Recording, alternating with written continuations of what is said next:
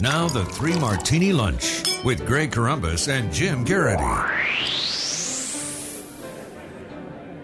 And welcome, everyone, to the beloved Friday edition of the Three Martini Lunch, along with Jim Garrity of National Review. I'm Greg Corombos of Radio America. Good, bad, and crazy martinis for you as usual. And Jim, it was just earlier this week we talked about how North Carolina Democratic Senator Kay Hagan was staring at lofty 36% approval and 47% disapproval in North Carolina, and now we're finding additional reasons as to why. We've certainly documented several of those. She was one of the many Democrats who, of course, echoed the president's promise that if you liked your health care plan, you could keep it under Obamacare. Turns out she's still saying that. This is from WWAY-TV in North Carolina from earlier this week when Hagan officially filed her re-election papers. They said before the clip that we're going to play here that she had dodged their questions on Obamacare before, so they're clearly not enamored with her. And here's how it transpired this week. Today we asked her again about the estimated 473,000 residents who faced cancellations when the Affordable Care Act launched, and again she did not answer directly. If you had a plan and you liked that plan, you can keep that plan in North Carolina.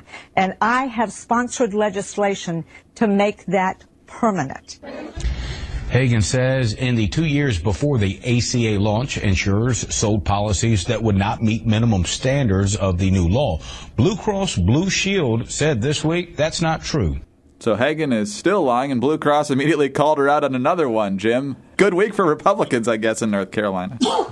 We appreciate the assist from Blue Cross Blue Shield. They're not doing this out of a, proud effort or effort to help the conservative cause. It's a matter like, whoa, stop calling us demanding your old plan back because your senator said you could have it. She lied. That's the only thing we can explain. No, you can't. We never said we would. The issue in a whole bunch of states, you have to get permission to the state insurance commissioner, and even then it's if does the insurance company want to issue it again. What we're seeing here, an interesting approach. There's some Democrats who have tried to just avoid the issue of Obamacare entirely. A lot of them go with this generic, well, I want to fix it, without really getting into too much detail of what they characterize as a fix. Periodically, President Obama and other Democrats will complain that Republicans are preventing them from fixing Obamacare, without really listing what those fixes are. But then you have this case in which you just flat out deny it. Kind of like, Harry Reid said, there are no horror stories from Obamacare. They're all lies. It's all being made up. I don't know whether it's, audacious lying for political purposes and a bit of a mental breakdown and an inability to deal with reality and a retreat into a fantasy world. But I think that's what she does. I think it's what Harry Reid did. I think it's what a lot of these Democrats are doing in Obamacare, and they're just hoping that voters won't notice, but that maybe they can muddy the waters enough. The problem is that once you've gotten that cancellation notice, it's very real, and you can't spin it away, and we're seeing the Democrats stumble their way through this. So this will probably be popping up in an attack ad one more time, won't it, Greg? Oh, at least one more. Not that they don't have enough material on her so far, but, Did anyone say this was the lie of the year or anything like that, Greg? Was there anything, did anybody discuss this earlier? Maybe it escaped her attention. Jim, on to Martini number 2 now, and this goes back to immigration. At his weekly news conference yesterday, John Boehner was asked what he and the president agreed on most. Boehner and the president had a meeting this week. Immigration, Boehner said. We had a very healthy conversation on immigration. When asked to elaborate, Boehner gave a long pause and finally said, you asked a question, and I gave you the answer. So let's just review what's happened in the last month. They unveiled their principles for immigration reform. A week later, they said they're not going to move on immigration reform because they don't trust the president.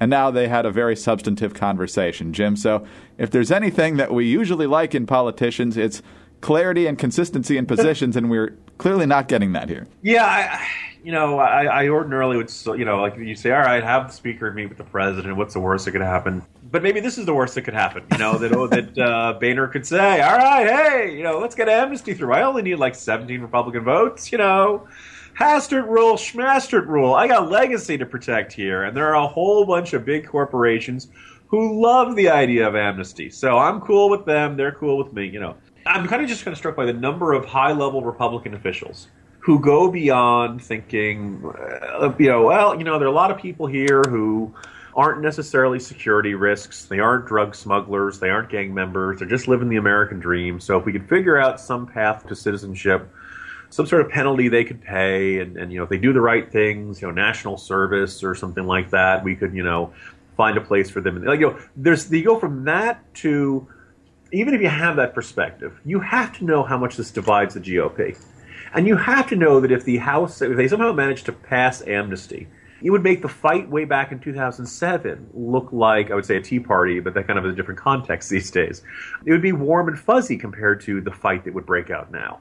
And so you've got this giant issue of Obamacare, which is sucking away at Democratic support left and right, and brutal press, and it's got Gary Peters going after leukemia patients and stuff.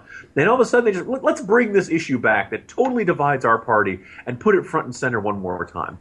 It's almost like a political death wish among some of these guys, because it's not just, you can even see, like, even Rubio, who was one of the Gang of Eight, stopped pushing this thing and kind of realized, look, the more I talk to the people, post-NSA stuff, post-IRS scandal, they just don't trust this administration to enforce the laws or to hold up its end of an agreement, so this deal is dead. So why Boehner wants to go further really escapes me, and it's ominous. And even if no deal comes out of this, this is one of the reasons that, even though it can be a little overwrought and over-emotional and hyperbolic at times, the conservative base does have good reason to distrust Boehner, because sometimes he'll do and say things like this. Snatching defeat from the jaws of victory seems to be one of the great fears here. Of all the things that Republicans in the House could do this year to dampen enthusiasm for the midterms, that would be right at the top of the list. So, all right, on to the crazy martini now, and this comes to us from CNN, but a lot of different outlets are reporting this. A California school that stopped students from wearing American flag T-shirts on Cinco de Mayo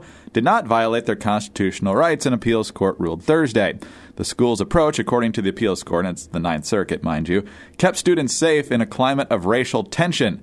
The controversy and tension remain, a panel of judges from the Ninth Circuit said in their opinion, but the school's actions presciently avoided an altercation. The case dates back to May 5th, 2010, when the principal of Live Oak High School in Morgan Hill, California, asked a group of students wearing American flag T-shirts to turn their T-shirts inside out or take them off.